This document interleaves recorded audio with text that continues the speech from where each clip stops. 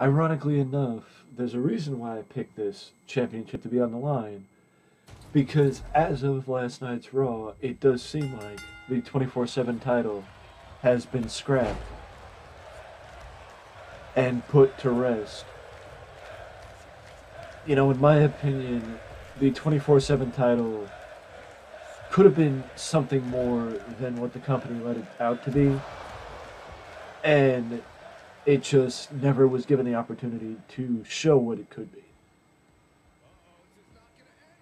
Because basically they gave the 24/7 title the opportunity to be a comedic excuse for a championship, which at one point the title was actually respected, had a future, enjoyed, back when Spud or Drake Maverick and R-Truth were the main culprits for the championship.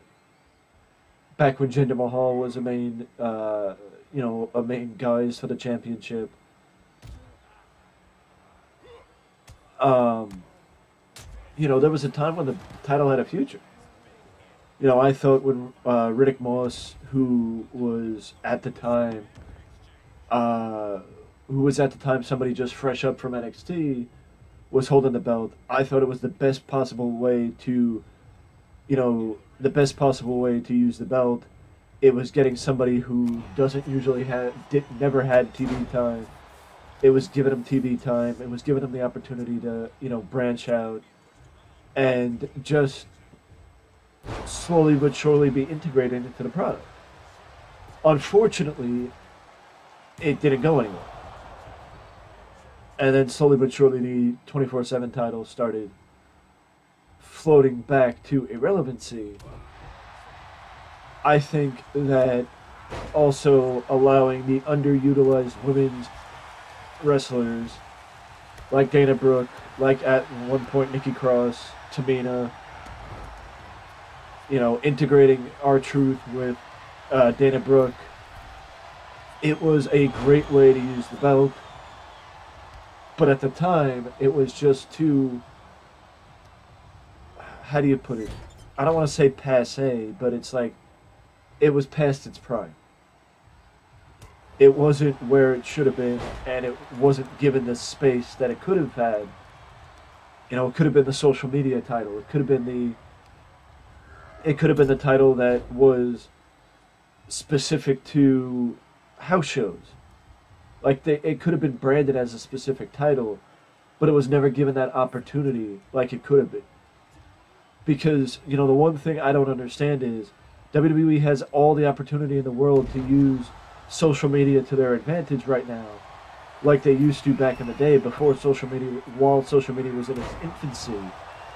But they don't do anything to use social media. Maybe it's because people in power don't really understand it, whatever the case may be. But they could have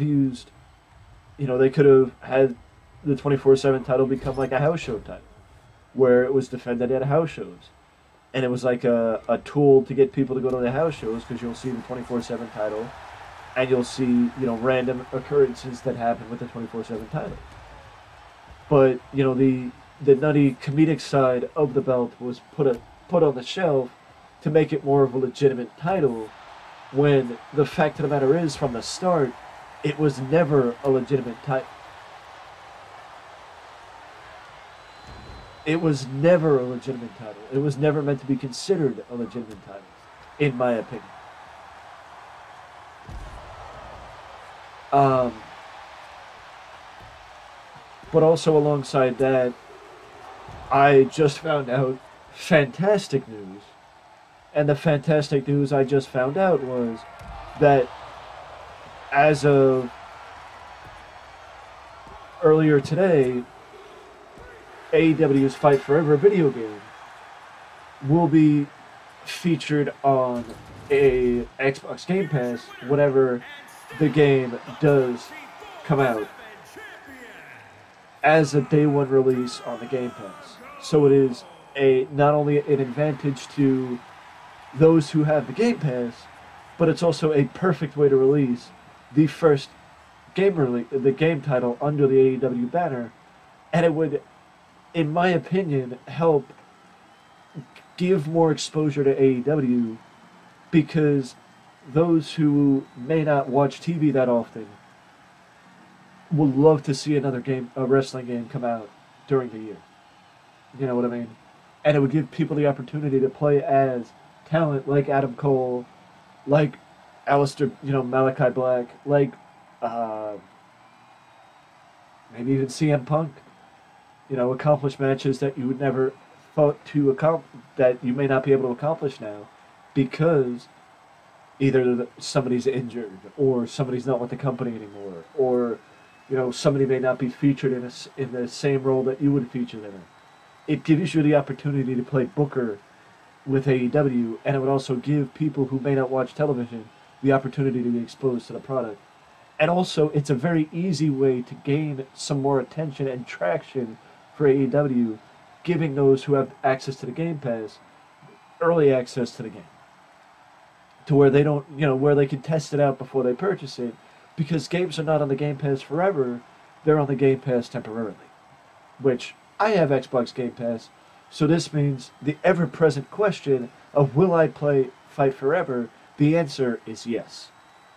You will see AEW Fight Forever on the channel when it does hit store shelves, which it's supposed to hit store shelves by the end of the year, but if not early next year, I would say. So we'll see what happens with that. But those are the two updates that I have for you. And the other update is War Games is official, and it should be the blow-off between Bianca Belair's Tandem and Damage Control. But the first announcement for War Games, for the first War Games in WWE, is Damage Control versus Bianca, Asuka, and Alexa Bliss. So we got to find out between now and Survivor Series who will be on the women's team. And also, will Logan Paul captain a team against Bloodline at War Games this year? Or will you figure maybe it'll be the Brawling Brutes and a returning Sheamus, and maybe the New Day? Maybe the New Day, Sheamus, Ridge Holland, and Butch will be the men's side of the War Games. But this year's Survivor Series will feature the first ever War Games in WWE history. You had NXT, but never on the main roster. So get ready, because Survivor Series features War Games. If you like this video and you are enjoying the news videos, let me know down in the comment section below. But if you would prefer the other content, or do prefer the other content, also let me know down in the comment section below. Don't forget to like, subscribe, before you go, do not forget to ding down that notification bell, as that is the only way you can get a notification when a new video is published. Till next time, I will see you again soon.